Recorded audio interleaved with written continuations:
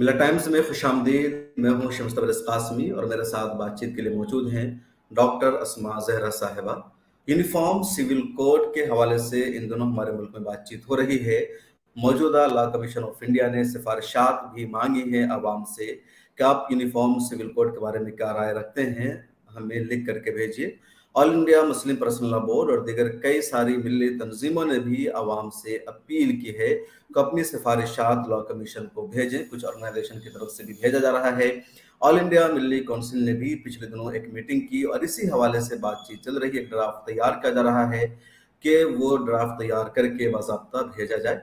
हमारे साथ डॉक्टर अस्मा ज़हरा मौजूद है, उनसे बातचीत करेंगे क्योंकि यूनिफॉर्म सिविल कोड का अगर मसला है तो उसमें सबसे ज़्यादा ख़वातीन के मसाइल दरपेश हैं और आमतौर पर मुसलमानों का कहना है कि यूनिफॉर्म सिविल कोड अगर नाफिज कर दिया जाता है तो सीधे सीधे इस्लामी शरीयत पर अटैक होगा और मुसलमानों को उनकी मजहबी आज़ादी से महरूम कर दिया जाएगा। और इसमें ज़्यादातर वो मसाइल हैं जिसका बराह रास्त ख़वातीन पर होगा। कुछ ऐसे भी ख़वातीन हैं जिनको आप सरकारी ख़वातीन कह सकते हैं या सरकारी मुसलमान औरतें कह सकते हैं, जो सरकार की हिमायत कर रही हैं। उनका कहना है कि अगर यूनिफॉर्म सिविल कोड आ जाता है तो उससे भारत की मुसलमान औरतों का फ़ायदा होगा, उन्हें एक तरह के निज़ाम से आज़ादी मिल जाएगी। इसमें कुछ ख़वातीन ऐसी भी हैं जो कभी खुद को हिंदू बताती हैं, कभी मुसलमान बताती हैं। खैर, हम डॉक्टर अस्मा ज़हरा से बातचीत करते हैं। डॉक्टर अस्मा ज़हरा साहिबा, यूनिफॉर्म सिविल कोड पर लॉ कमीशन ने सिफारिशात मांगी हैं, आपको क्या लगता है यूनिफॉर्म सिविल कोड की मुखालफत मुसलमानों को करनी चाहिए जिस तरह वो कर रहे हैं, या इसके आ जाने से ख़वातीन का फ़ायदा है? यूनिफॉर्म सिविल कोड के बारे में जो लॉ कमीशन का नोटिफिकेशन है, ये बहुत बड़ी हमारे लिए फिक्रमंदी और तशवीश की बात है।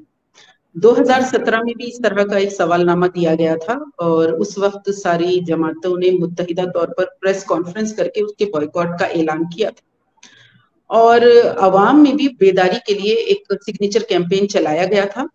अब 2024 के इंतखाबात करीब हैं तो दोबारा ये कोशिश हो रही और इसमें सियासी पहलू भी है, लेकिन साथ ही साथ जो जाफरानी ताकतें हैं, हिंदुत्व एजेंडा है, उनके जो यानी सियासी मैनिफेस्टो है उसमें यूसीसी उन पहले से ही रहा है और जो जहन तैयार किया जा रहा, जो एक दूसरे के खिलाफ नफरत पैदा की जा रही, तो बहुत सारी यानी लिंचिंग्स हो रही हैं, मसाजिद पे हमले हैं, उसी सिलसिले की एक कड़ी है कि यूसीसी की भी नोटिफिकेशन जारी होना।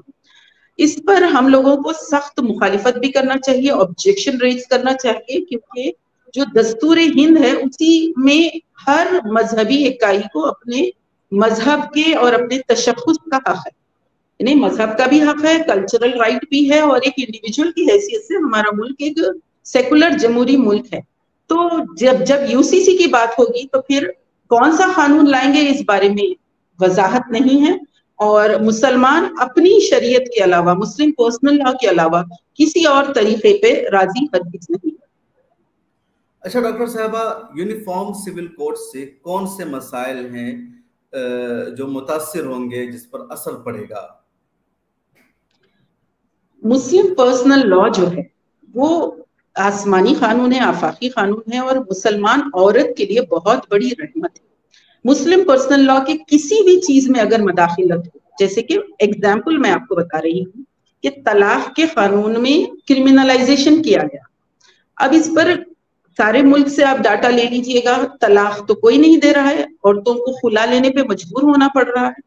तो यूनिफॉर्म सिविल के नाम पर, सिविल कोड में रिफॉर्म के नाम पर जब तलाक के कानून में शोहरों को सजा देने वाले शख्स शामिल कर दिए गए तो उससे औरतों का ही नुकसान हुआ। इसी तरह बात कही जा रही कि तलाक जुडिशियल और एक्स्ट्रा जुडिशियल, यानी अदालत से हटकर जो आसानी से कम खर्च में तलाक और खुला के मामलात हो सकते थे, इसको पाबंद अगर कर दिया जाए यूसीसी में तो मुसलमानों के लिए, औरतों के लिए बहुत बड़ी परेशानी होगी। अदालती कार्रवाइयों में कितने साल लगते हैं, कितना पैसा लगता है, कितना वक्त बर्बाद होता है, हम सब जानते हैं।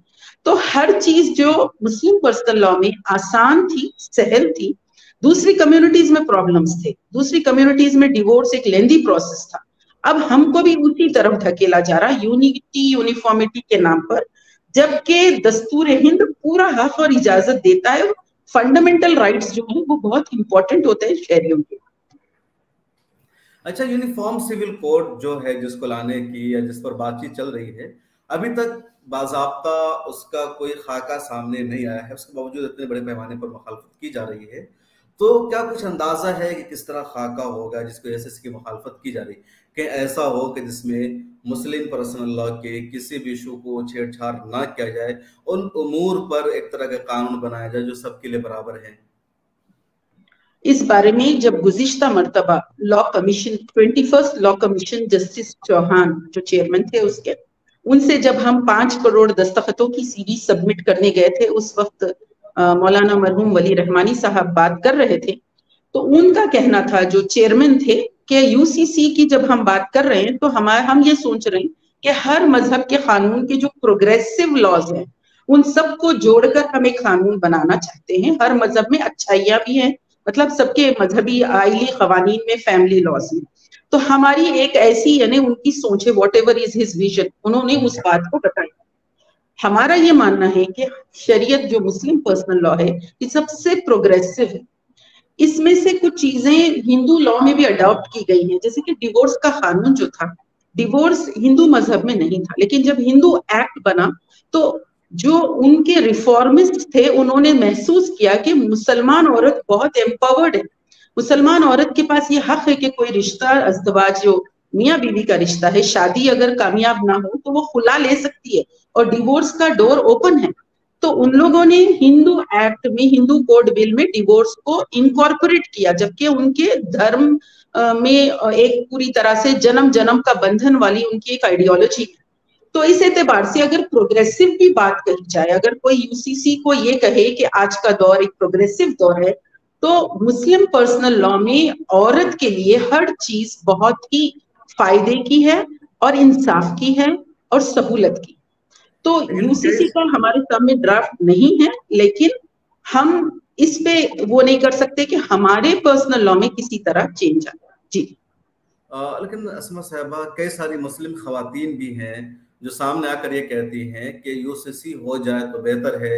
उनका कहना होता है कि इस्लाम में मर्दों को एक साथ कई शादियां करने की इजाज़त है, मर्द जब चाहता है अपनी बीवी को तलाक दे देता है, और इन चीज़ों की वजह से मुस्लिम औरतों को मसाइल का सामना करना पड़ता है। देखिए, दो चीजों को आपको अलग करना पड़ेगा, जो मुस्लिम पर्सनल लॉ में कवानीन है और जो समाज में कोई वाकया हो रहा। समाज में कोई अगर औरत के साथ अच्छा सलूक नहीं करता, बीवी बहन बेटी, तो उसके लिए समाज सुधार और इस्लाह माशरे का काम हो सकता है। लेकिन इसकी वजह से मुस्लिम पर्सनल लॉ को बदनाम करना कि यहाँ तलाक ही होती है, तो तलाक मुसलमानों में सबसे कम होती है, लीस्ट परसेंटेज है। और दूसरी चीज ये कि तलाक हमेशा नहीं होती, वो सिर्फ वहां जहां मजबूरी है और रिश्ता निभा नहीं हो सकता तो शौहर को तलाक का हक है। बदनाम किया जा रहा है, ये इल्जाम है मुस्लिम समाज पे और मुसलमान शौहरों पे कि वो तलाक देते हैं। फिर दूसरी चीज, एक से जायद निकाह वाली भी जो बात है, वो रूल नहीं है कि हर कोई 4 शादियां करे। आप खुद बताइए, ज्यादा शादियां जो एज पर सर्वे और डाटा के बताए जाते हैं कि क्रिश्चियंस में सबसे ज्यादा है और ट्राइबल में सबसे ज्यादा है और मुस्लिम कम्युनिटी लीस्ट पॉलीगैमस है। तो ये एक इजाजत है, जो चीज हलाल तरीके से इजाजत है उसको इस तरह बदनाम करना कि मुसलमान 4 शादियां करते हैं, तो ये खवातीन असल में मुस्लिम पर्सनल लॉ जानती नहीं और ये गलत नुमाइंदगी कर रही हैं। इनको पहले मुस्लिम पर्सनल लॉ को समझना होगा कि कहाँ पर कोई चीज परमिटेड है और कहाँ कौन सी चीज एनकरेज है। तो ये दोनों चीजों में ना समझने की वजह से गलत चीजें पेश की जाए। जी, एक खातून है सबोही खान, उन्होंने एक वीडियो बना करके जारी किया कि यूनिफॉर्म सिविल कोड आना चाहिए, भारतीय मुस्लिम महिला जो है इसके हक में है, इससे हमारा फायदा होगा। जी, एक बात आप ये देखिए कि वो मुस्लिम है या नहीं, पहले आप वो चेक कर लीजिएगा।